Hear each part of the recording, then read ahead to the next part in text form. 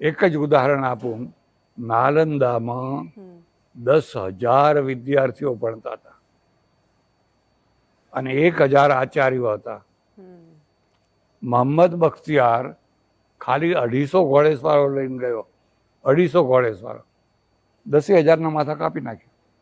અને નાલંદાની જે લાઇબ્રેરી છે દુનિયાની મોટામાં મોટી, હળગાવી દીધી. 3 મહિના સુધી આગ હળગતી રહી. તો 250 માણસો આ 10,000 કેમ માર્યા?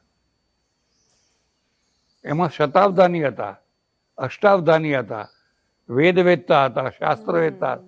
કોઈને શસ્ત્ર પકડતા નહોતું આવડતું.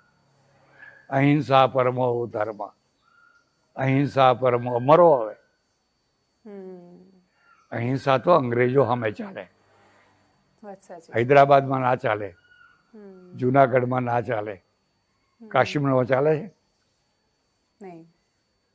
અહિંસા તો અંગ્રેજો સામે ચાલે. તો કાયદાનું રાજ હતું. એટલે જો ગાંધીજીને હિટલર મળ્યો હોત તો ખબર પડત